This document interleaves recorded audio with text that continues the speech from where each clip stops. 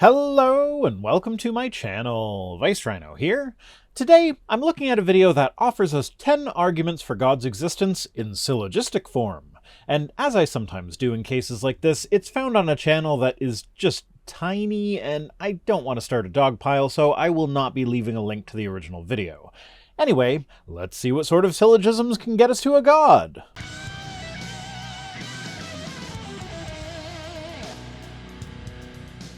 Being cannot come from non-being. Okay, I know that ideally I should let him get the whole argument out before cutting in, but I'm wondering here, what do you mean by being? Do you mean consciousness? Sentience? The general existence of stuff?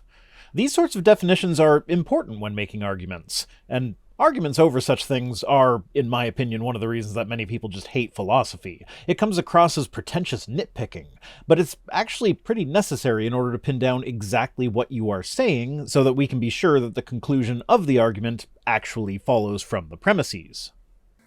Since we exist, then being has always been in one form or another. Since the universe had a beginning, a non-physical being must have existed beyond the universe, causing the universe into existence. And here we bump into the ultimate problem with all of the various cosmological arguments for God. Our universe had a beginning, yes, but we don't know what, if anything, came before that beginning. There are plenty of cosmological models that have a cosmos that exists outside of our universe, with this cosmos being functionally eternal, meaning that there has never been a time when there was no being in the sense that you seem to be using the word for this argument, which appears to be just the general existence of stuff definition.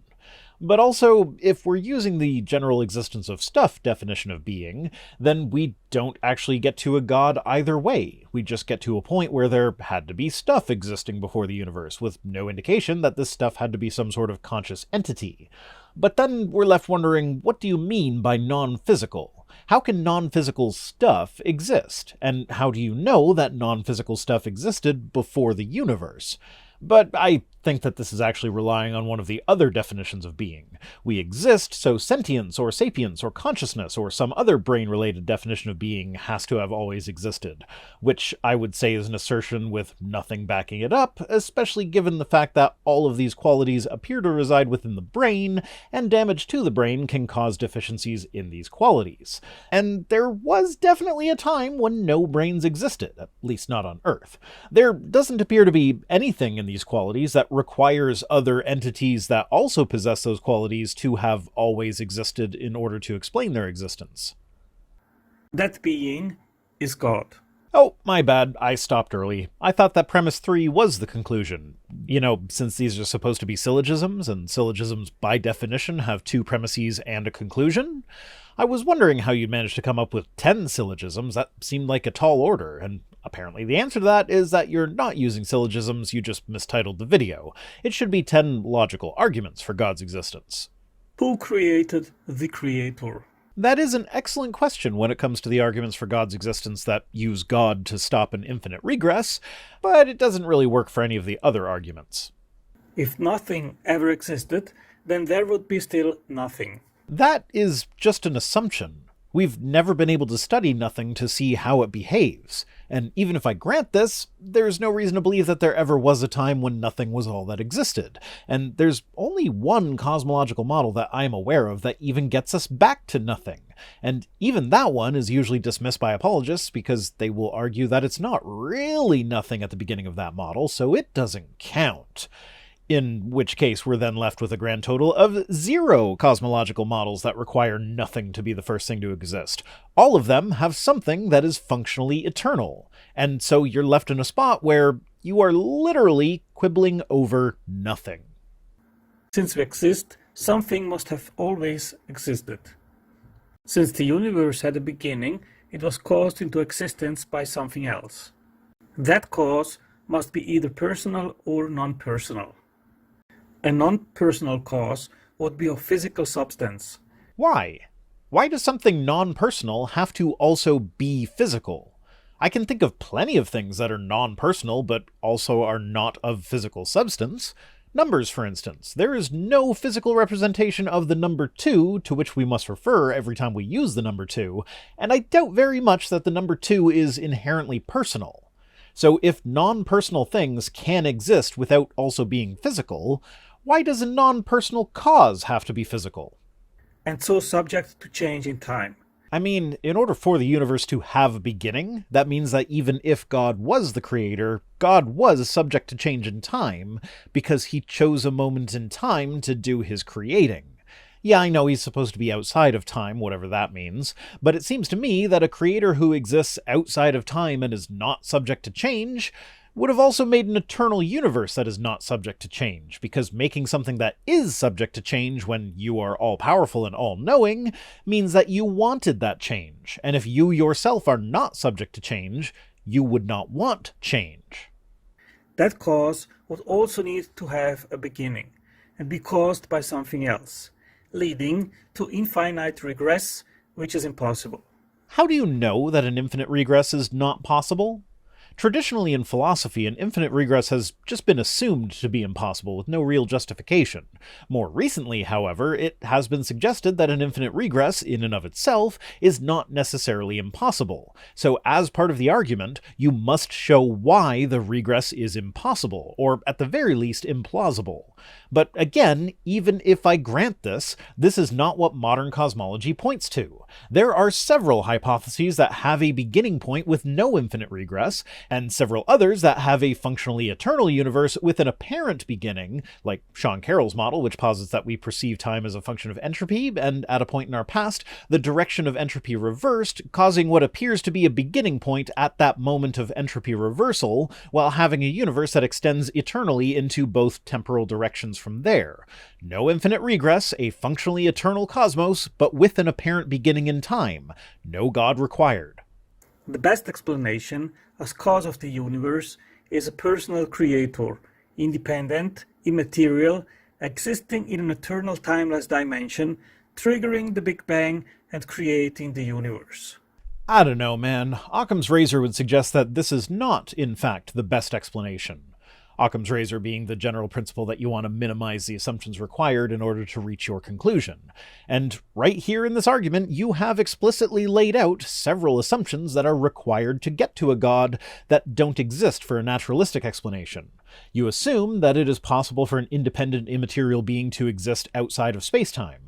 You assume the existence of an eternal timeless dimension. You assume that this being not only exists, but is also personal. You assume that nothing existed before the Big Bang, when the fact of the matter is that we don't know what, if anything, existed before the Big Bang. And those are just the assumptions that you explicitly stated here. There are more. This essentially just draws the conclusion of God from the fact that there are questions about the origin of the universe to which the answer is, I don't know. And given the fact that every other time in history when God has been suggested as an answer to a question that we otherwise could not answer, the God answer has turned out to be wrong, I would suggest that the best explanation for something we don't currently know will never be God. At the very least, we should stop treating the suggestion seriously until something more than we don't know X, so it must be God is brought to the table. The universe obeys laws and rules of mathematics and physics, a specific set of equations upon which it operates, with stability, constants, and regularity.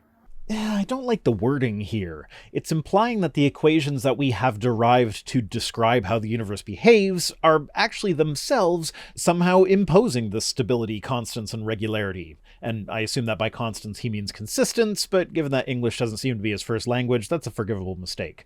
But anyway, the laws of physics and mathematics are not prescriptive laws where the universe has to obey them because they are the law. Rather, they are descriptive laws. We, human beings, derived them as a method of describing how the universe appears to operate. We sometimes have to update them to account for new observations that don't fit in with them. And if the universe one day changes how it operates in a way that invalidates them, we will discard them and derive new ones to describe this new reality. Though, admittedly, that doesn't seem like a very likely scenario. The implementation of laws of mathematics and physics depends on the action of an intelligent rational agency. No, it really doesn't. It's not an implementation, it's just reality behaving as reality behaves. Now, again, we don't know exactly why the laws of physics are what they are, but we do have several proposed explanations which are usually tied up with cosmology. For instance, in the various cosmologies that involve multiple universes, not in the science fiction multiverse of madness sense, but more in the our universe is a bubble that developed in the larger cosmos, and it's not the only bubble sense. Often, the idea is suggested that various bubble universes will have different laws of physics, giving those different universes different properties. The entire cosmos in these models is undergoing inflation, with the laws of physics constantly changing as it does so, and anytime they hit a sweet spot where a local universe is possible, a local universe develops, with those laws of physics. And so the laws of physics being what they are is essentially random, but through selection bias, entities capable of mapping out these laws of physics will only exist in the universes that develop with laws of physics that allow for the existence of such entities. If such a system actually exists, then marveling that the laws of physics are what they are is akin to Douglas Adams' puddle metaphor, where it's just amazing that the hole the puddle finds itself in is perfectly shaped for that particular puddle, when in reality, the physical facts of how a puddle forms makes it impossible for any hole to be anything but a shape that perfectly matches the puddle. Therefore, the physical universe, which operates in an interdependent manner with the laws of physics, were both most likely implemented by an intelligent creator. Well, congrats on getting at least one syllogism in the video, I guess. The Big Bang, the initial conditions of the universe, subatomic particles, atoms, the fundamental forces of the universe, the solar system, the sun, the Earth and the moon, the electromagnetic spectrum are all finely tuned to permit life. Over 100 fine-tuning parameters are known. Well, the same thing applies here as to the laws of physics version of the argument. Also, if we're going with solar system, sun, earth, and moon as being included on the list of finely tuned parameters, then we know that these parameters are not all that finely tuned. The Earth's orbit around the sun, for instance, varies both in eccentricity, a variation known as Milankovitch cycles, and just general distance from the sun, varying by about 5 million kilometers over the course of the year, which is no small amount. In addition to this, the habitable zone has an even wider range for our sun, about 90 million kilometers. And rather than go into more detail here, I'll just leave a link to a video I did not long ago where I did a bit of a deeper dive into just how not special our solar system is on the grand scale of things. And if we're taking these aspects of our solar system to be evidence of fine-tuning, then I question the fine-tunedness of the other parameters that you're claiming are necessary for life.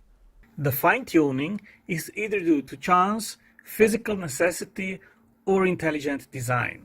Ooh, good point. When apologists claim that the physical constants are fine-tuned for life, they usually leave out the fact that we don't even know if it's possible for them to be different than what they are in the first place. But also, the same solution to the laws of physics that I mentioned earlier applies here. If there are a potentially infinite number of universes, all with different physical laws and constants, then one with the combination of physical laws and constances that we live in is basically inevitable. And on top of all that, even with these physical constants, there is still variation that would allow for the development of life, so the idea that they are fine-tuned for life, when there is quite a bit of variability that would still allow for life, is just silly. Fine-tuning is extremely unlikely due to chance or necessity. Okay, for chance, I can see your numbers down at the bottom, and I question how you arrive at those numbers. Can you really calculate meaningful probabilities with regards to the universe happening where these numbers are set by random chance, when you don't know what constraints might or might not be on this random chance? How many different variations on the gravitational constant are even possible? Is it infinite? It can't be infinite, or you wouldn't be able to narrow it down to 1 part in 10 to the 34. It would just be infinitely improbable, thus leaving us with a universe in which whales materialize over abandoned planets and then fall to their deaths. So, in order to even calculate probabilities in the first place, there have to be constraints. What are these constraints? How did you decide on these constraints? Do you have evidence that such constraints exist? Why is it unlikely that these constraints are what they are out of necessity, but they necessarily have a limited range to what they can be in order for you to calculate their probability from random chance? Also, what are the dependencies here? Does the setting of one constant affect the other constants in any way? These are very important questions that have to be answered before we can even hope to calculate probabilities for these things. And they are questions that at this time we do not have the answer to. As to necessity, why do you consider that to be extremely unlikely? What is the basis for that statement? Therefore, it is most probably due to design by a powerful creator, which did set up the universe in the most precise fashion to permit life on Earth.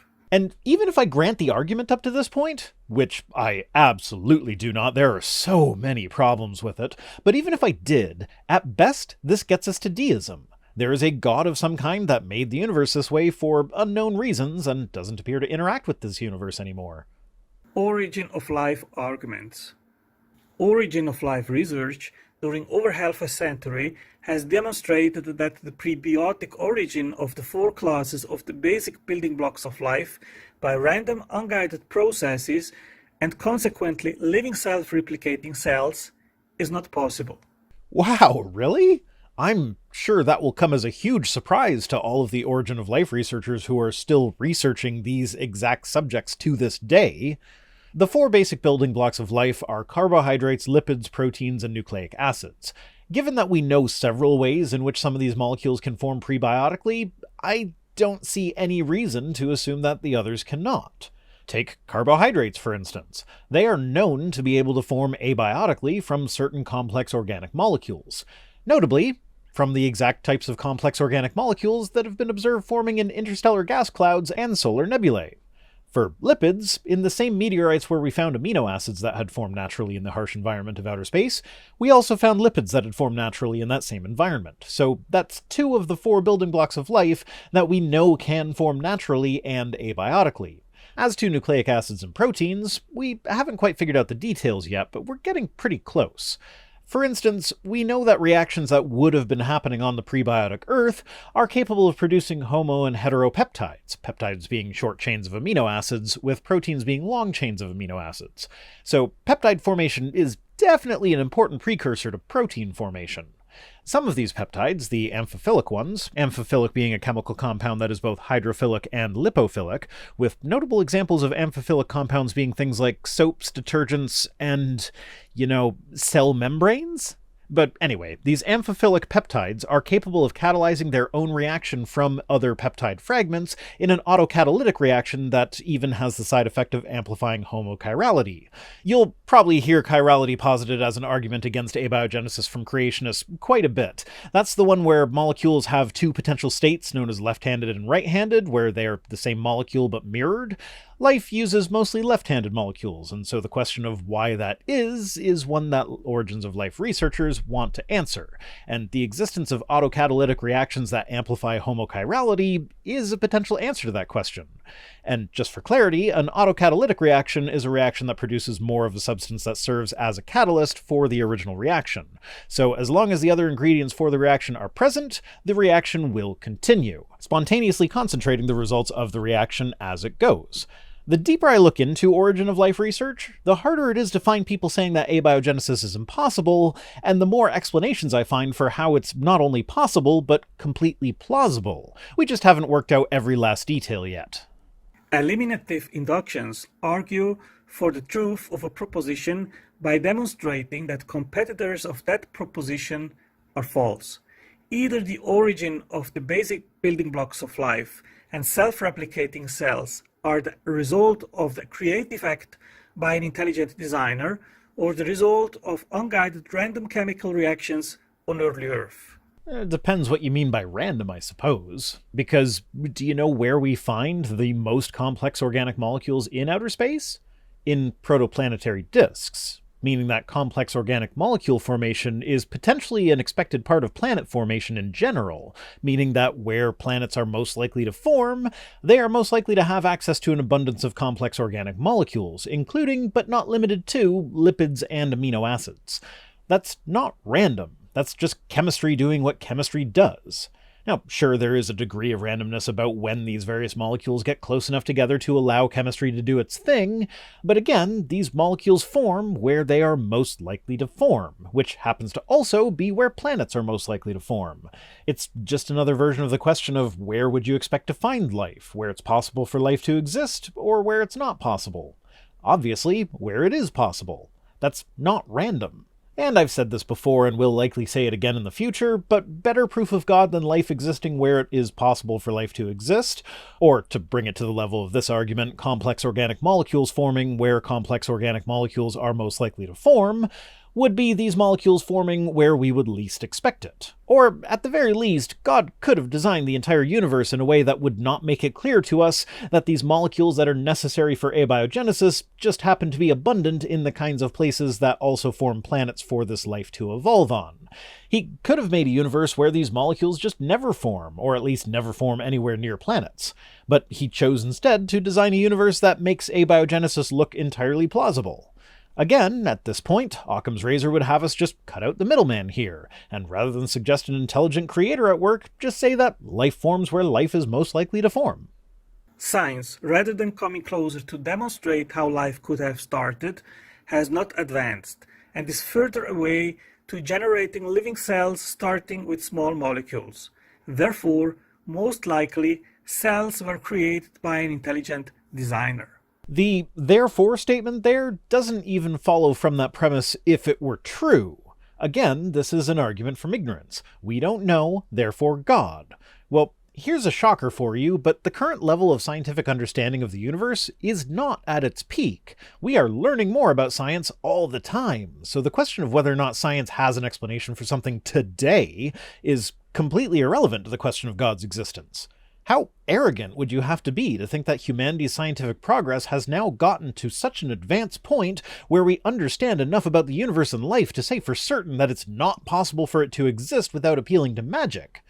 But that aside, premise 3 here is just completely backwards. If you don't think origin of life research has advanced in the last 50 years, then you haven't read any origin of life research that was published in the last 50 years, because it has advanced significantly. The origin of blueprints containing the information to fabricate complex machines and interlinked factory complexes which produce goods for specific purposes are both always the result of intelligent invention, implementation, and design. I have a feeling that this argument is going to be hinged upon the analogy of DNA as the blueprint to build a body. That is a very basic analogy that, when scrutinized even slightly, turns out to be pretty much entirely incorrect. Because the thing about blueprints is that they have everything planned out in advance, and you have to build everything in accordance with those blueprints, referring back to the blueprints as you're working to make sure everything's being done right. DNA, though, will build different things depending entirely on the environment of the cell in which it is found.